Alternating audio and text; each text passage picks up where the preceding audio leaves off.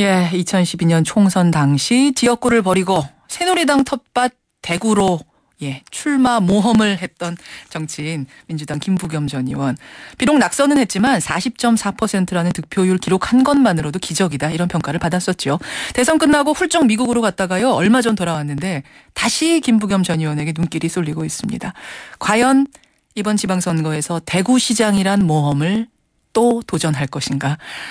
예, 만나보죠. 민주당 김부겸 전 의원입니다. 김 전 의원님 안녕하세요. 네, 안녕하십니까. 미국에 6개월이나 계셨어요.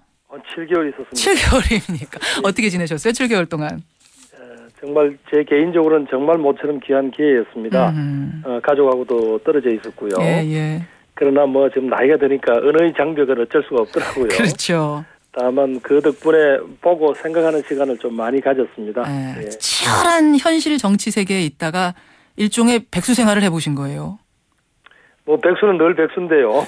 그래도 조금 너무 익숙한 것으로부터 좀 떨어져 있으니까 좀 자신을 좀 돌아보는 시간을 할까요? 이런 것들을 좀 많이 돌아보는 시간이 된 건 좋지만 좀 너무 치열한 곳에 있다가 한적한 데 가니까 왜 내가 지금 이러고 있나? 혹시 원래 지역구에 출마를 해서 내가 지금 치열한 현실 정치에서 뭔가를 해야 되는데 라는 후회 같은 거. 대구 출마한 데 대한 후회 같은 건 안 해보셨어요? 한 번이라도?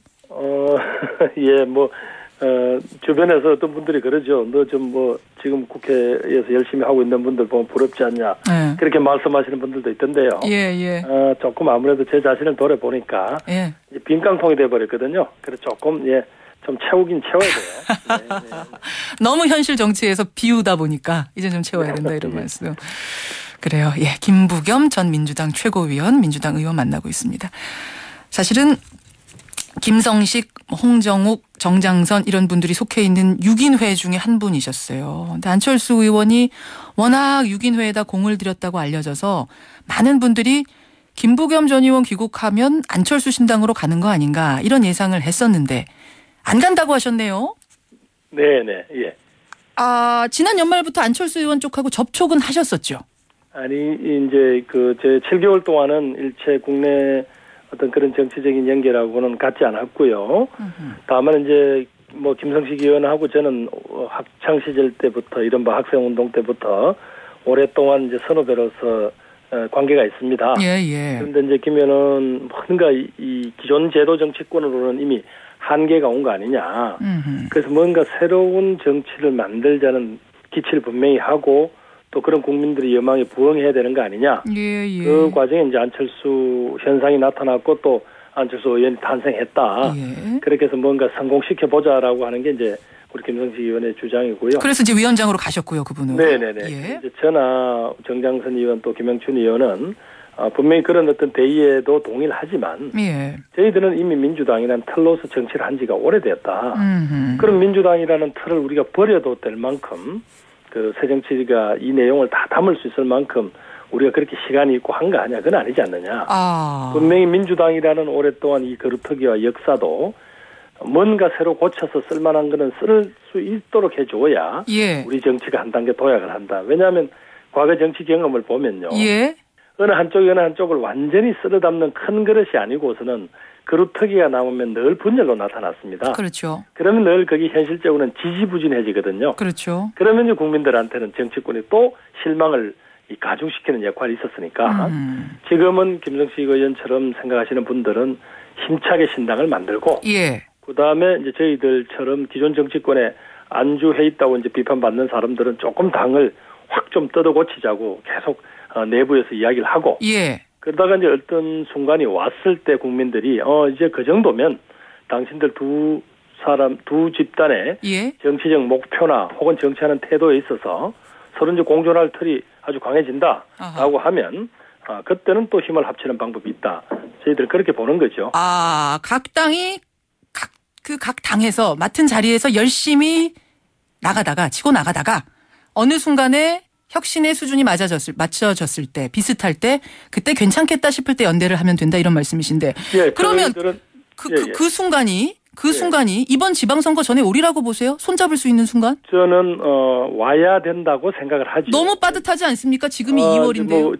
그러나 워낙 이제 우리 새정치 신당 이런 안철수 신당이 지금 창당 과정에 있기 때문에 자꾸 저희들이 말을 보태거나 혹은 흠집을 잡으면 안 된다고 보거든요. 예. 그분들 나름대로 분명한 어떤 국민적인 기대감을 갖고 있기 때문에 그분들이 분명히 서는 과정은 옆에서 지켜봐야 되지만 그 과정에서 민주당이라는 사람 우리가 지금 국민들에게 버림받고 있고 거리가 멀어진 이유를 우리도 찾아내서 바뀌어야 될 것 아닙니까? 그렇죠. 이게 이른바 이제 과거에 저희들이 젊을 때 썼던 혁명적 상황이 아니라면 어느 날 한 정치 세력이 완전히 몰락하고 새로운 정치 세력이 이렇게 탄생하고 하는 것은 지금까지 없었습니다.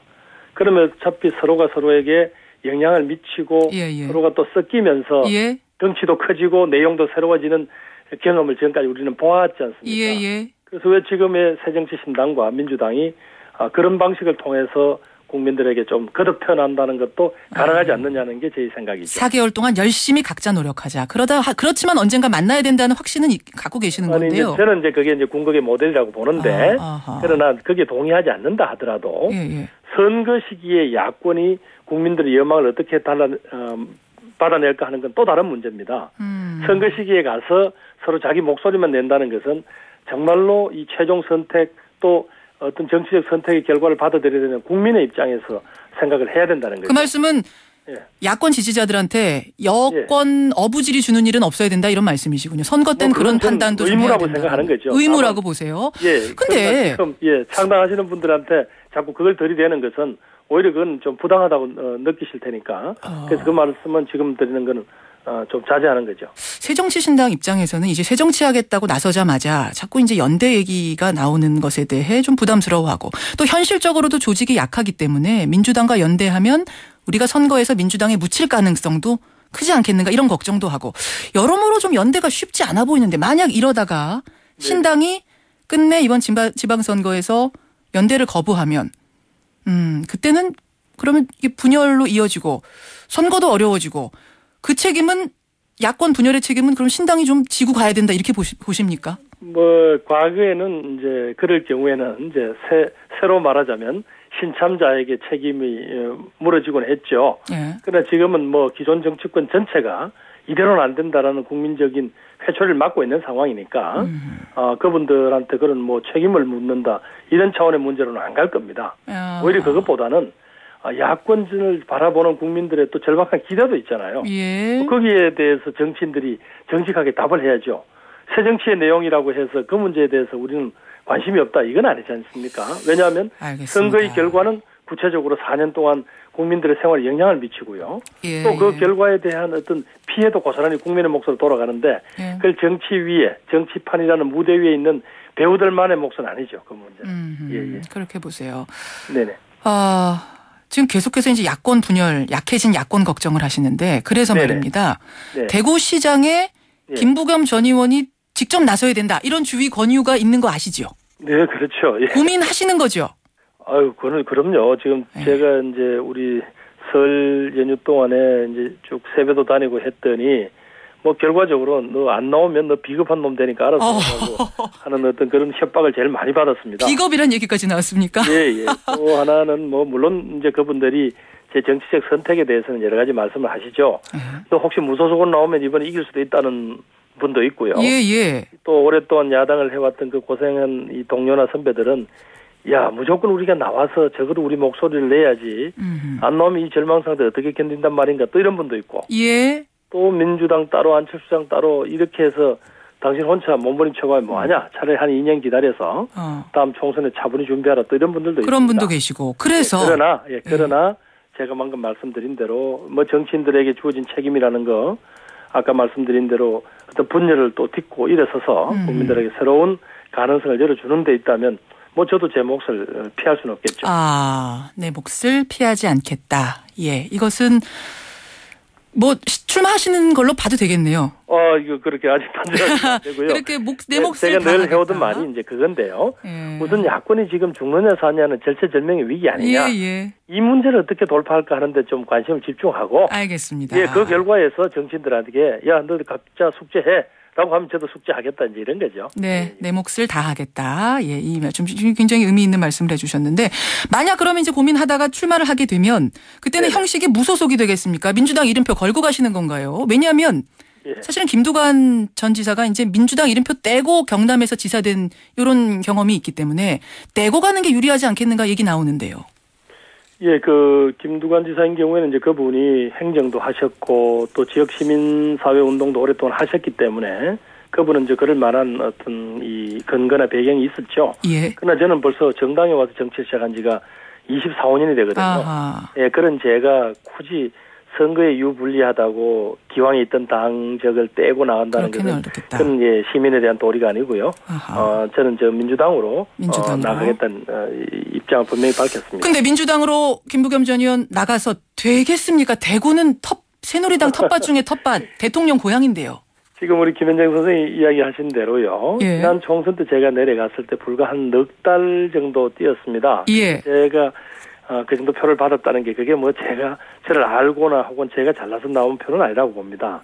아마 변화를 바라보시는 대구 시민들이 그동안 참고 있다가 한번 계기가 되니까 저를 통해서 그분들이 참고 있다는 것을 아마 드러내신 것 같아요. 지금도 아마 여권의 텃밭이다 그러니까 여권에 공천만 받으면 정말 막대기도 꼽으면 당선된다라는 분위기가 있었던 것도 사실이죠. 예. 그러나 지금 많은 분들이 예. 그렇지 않을 거다. 가슴 속에 응어리진 거 보지 못하느냐. 이분들에게 정말로 이런 자신들의 마음을 어떤 표출할 수 있는 기회를 만들어야 되는 거 아니냐 이런 분들이 많으시거든요. 그래서 아직까지 우리가 함부로 재단하기는 어려울 것 같습니다. 가능성을 보시는군요. 그러니까 대구에서도. 그렇게 만들어 가도록 해야죠. 만들어 가도록 가능성이 있다라고 보시는. 알겠습니다. 예, 여기까지 오늘 말씀 듣도록 하죠. 김부겸 전 의원님 고맙습니다. 네, 감사합니다.